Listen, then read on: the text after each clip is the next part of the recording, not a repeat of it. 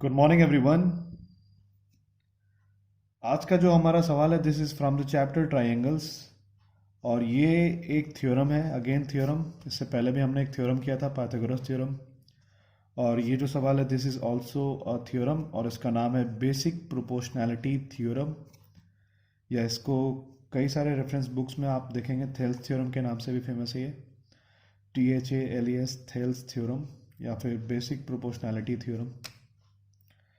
और ये जो थ्योरम है ये कई बार बोर्ड एग्जाम में पूछा जा चुका है, जैसा कि मैं आपको लास्ट वीडियो में भी बता रहा था पाइथागोरस थ्योरम के बारे में। सो उसे कई बार बोर्ड एग्जाम में पूछा गया है। एंड सिमिलरली इस थ्योरम को भी अगर हम देखें, it has been asked so many times in board exams. So आइए हम देखते हैं क्या है ये थ्योरम और हम इसे कैसे प्रूव करेंगे। और इस क्वेश्चन को देखने से पहले मैं आपको एक और बात बता दूं। जैसे कि आप यहाँ देख सकते हैं जो भी स्टेटमेंट है उसे मैंने अच्छे से लिख रखा है यहाँ पर सवाल में। लेकिन कई बार जब आपको ये सवाल पूछा जाएगा बोर्ड एग्जाम में तो इसमें आपको स्टेटमेंट लिखने के लिए भी पूछा जा सकता है। तो आप उसमें सबसे पहले स्टेटमेंट लिखेंगे और उसके बाद उसे प्रूफ करेंगे। लेकिन यहाँ पर ये स्टेटमेंट ऑलरेडी आपके लिए मेंशन्ड है।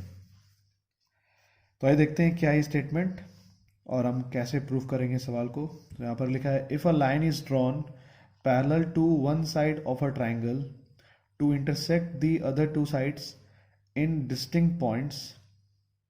यानी अगर किसी ट्राइंगल में कोई एक लाइन ड्रॉ कर दिया जाए जो किसी एक साइड के पैरेलल है और वो लाइन बाकी के दो साइड्स को इंटरसेक्ट करे, the other two sides are divided in the same ratio.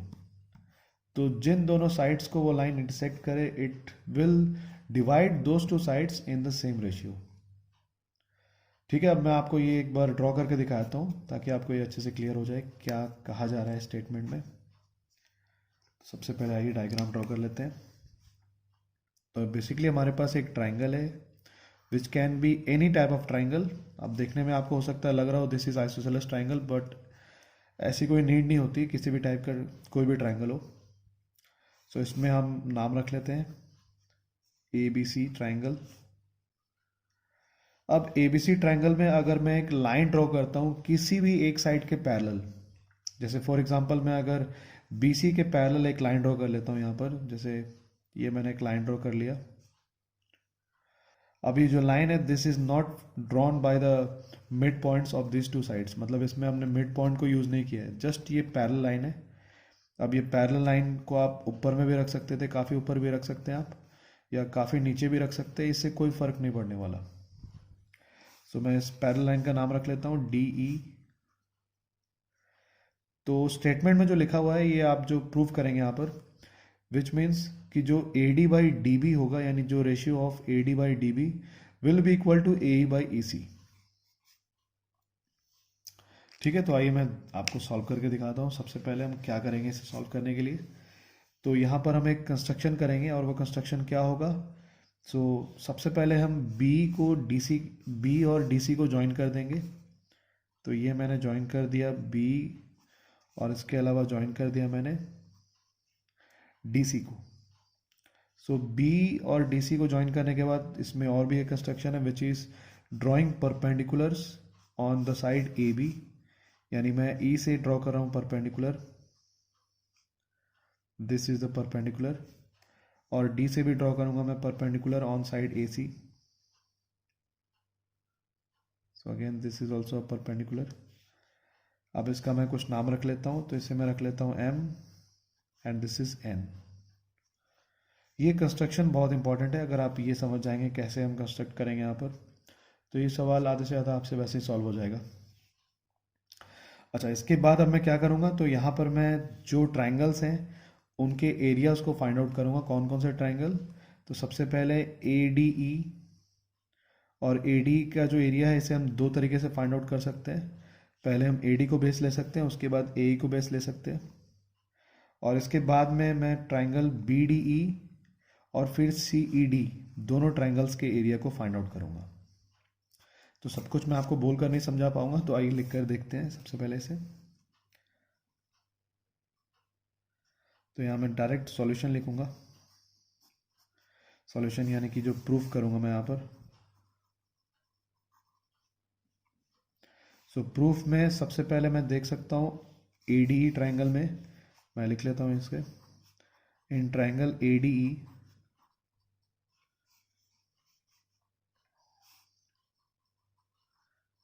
Area of triangle A D E equals to area of triangle A D को मैं क्या लिख सकता हूँ, so this is half, base के लिए मैं ए डी लिख सकता हूँ ए डी, और हाइट के लिए मैं लिख सकता हूँ ई एम।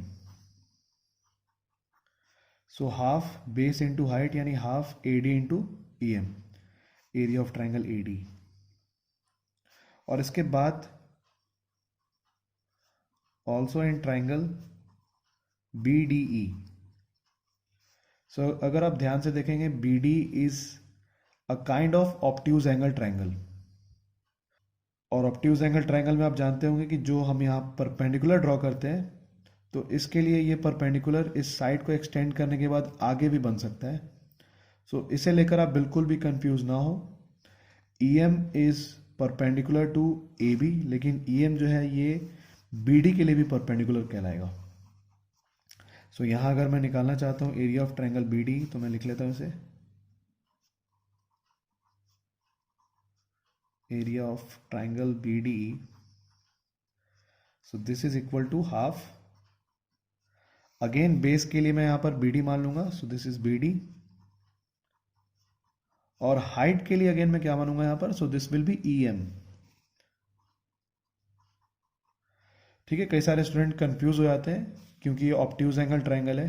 सो हमने काफ़ी कम सवाल सॉल्व किए होंगे ऑब्ट्यूज एंगल ट्राइंगल के लिए, इसलिए स्टूडेंट्स कंफ्यूज होते हैं, बट कंफ्यूज होने की कोई भी बात नहीं है। जो बी डी साइड है इसके लिए भी perpendicular will be E M.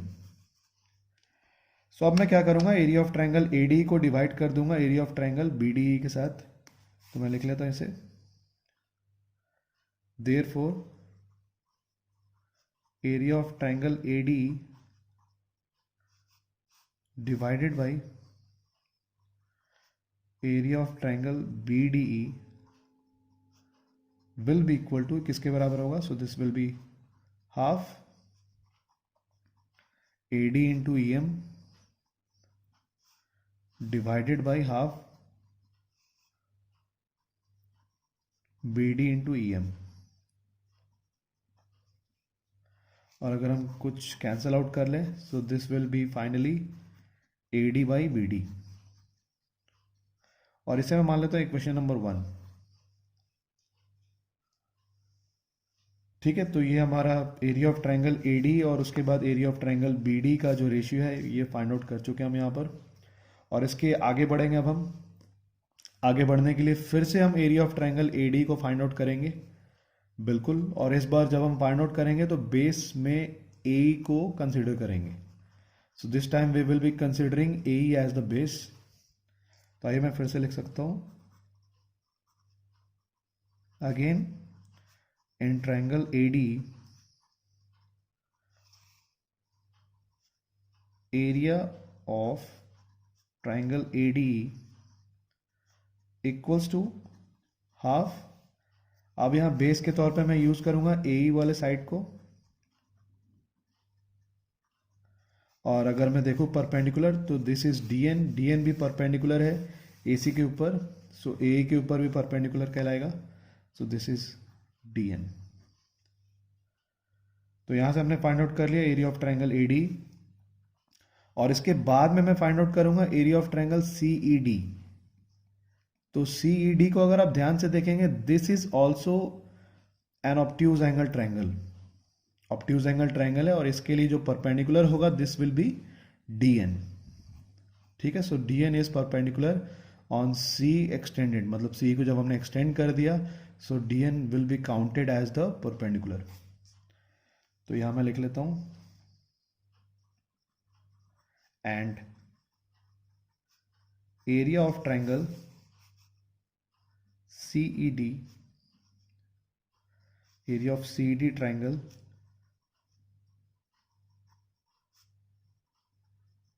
Will be, सो ये किसके बराबर होगा, हाफ, यहां मैं बेस के लिए लिख लूंगा सी ई, या फिर ई सी भी लिख सकते हैं इसे, और परपेंडिकुलर के तौर पे this will be D N again.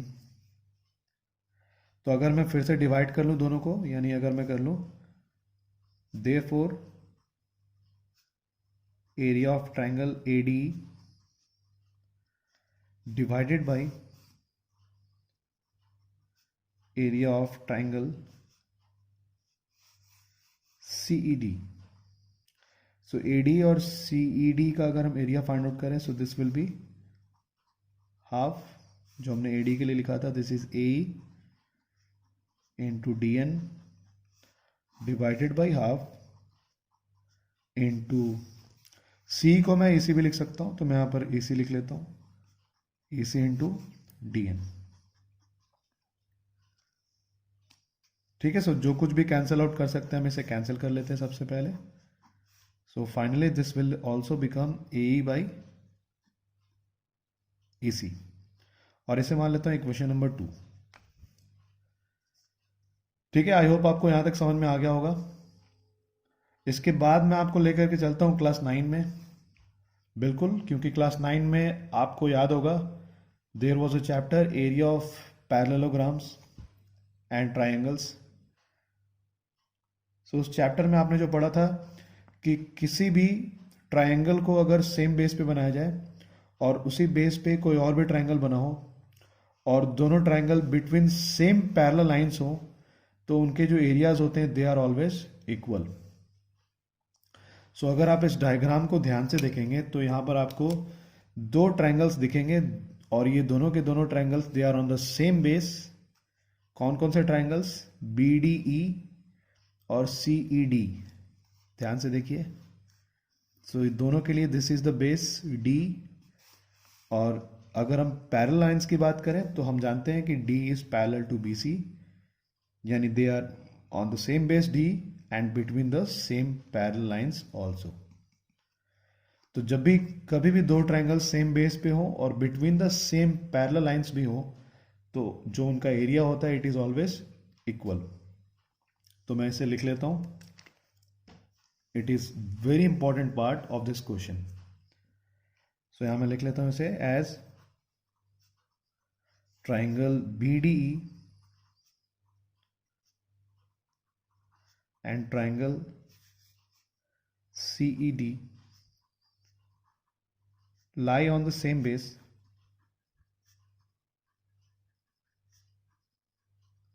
और सेम बेस कौन सा है? This is D, and between the same parallel lines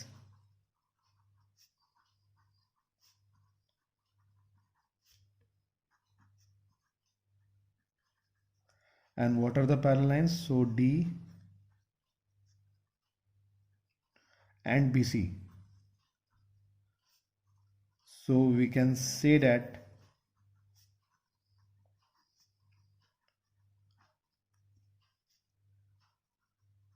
area of triangle BDE equals to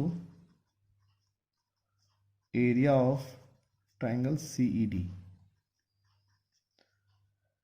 ठीक है, area of triangle BD equals to area of triangle CED, और इससे भी मैं मान लेता हूं this is equation number 3। This is equation number 3, और इसके बाद में फाइनल स्टेप लिख सकता हूं मैं यहां पर। So from equation 1, 2 and 3 we can say that area of triangle AD divided by area of triangle BD will be equal to area of triangle AD divided by area of triangle CED। कैसे? सो आप देख सकते हैं यहां पर दोनों में, यानी 1 और 2 में AD और AD this is the same thing. अब किसी एक ट्राइंगल का एरिया चाहे आप किसी एक बेस को मान करके निकालें या दूसरे बेस को मान करके निकालें, area will always be the same. So area of triangle AD is always equal to area of triangle AD। और अभी हमने प्रूफ किया 3 पॉइंट में, आप देख सकते हैं कि area of triangle BD equals to area of triangle CED। So from 1, 2 and 3 मैं कह सकता हूं, इसे लिख लेता हूं यहां पर, using equation 1, 2 and 3 we get सो हमें यहाँ से क्या मिलेगा, तो मैं लिख लेता हूँ इसे, area of triangle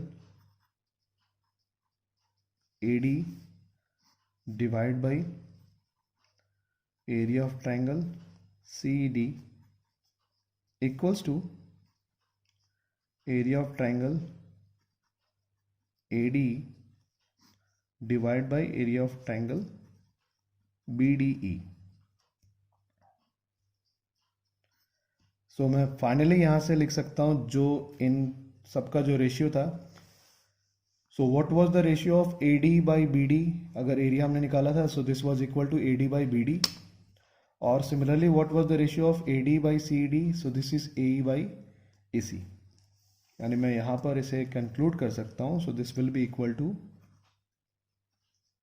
AD by BD equals to AE by EC। ठीक है, so this is the required proof जो हम प्रूफ करने वाले थे बाय बेसिक प्रोपोर्शनैलिटी थ्योरम या फिर थेल्स थ्योरम। और मैं उम्मीद करता हूँ कि आपको ये जो सवाल था और जो मैंने प्रूफ किया, जैसे आपको समझाया, ये आपको अच्छे से क्लियर हो गया होगा। और फ्यूचर में कभी भी आपको ये सवाल दिखेगा या फिर कभी भी आप इस थ्योरम को प्रूफ करने जा रहे हैं, तो मैं उम्मीद कर सकता हूँ कि अब आप आसानी से इसे प्रूफ कर लेंगे। इसके अलावा मैं ये भी कहना चाहूँगा कि अगर आपने हमारे इस चैनल को अभी तक सब्सक्राइब नहीं किया, then do not forget to do so right now, क्योंकि ऐसे कई सारे सवाल अभी आप और भी देखेंगे इस चैनल पे which are going to make your maths very easier, है ना। जो मैथ सब्जेक्ट है, स्टूडेंट इसे बहुत ज़्यादा नफरत करते हैं, मैंने काफ़ी बार देखा है ऐसा, बट मैं मानता हूँ कि maths is very interesting subject. बस आपको इसके जो कंसेप्ट हैं वो समझ में आने चाहिए। तो आज के लिए बस इतना ही, कल दोबारा मिलेंगे एक नए इंटरेस्टिंग क्वेश्चन के साथ। तब तक आप अपना ख्याल रखें। Thank you for watching.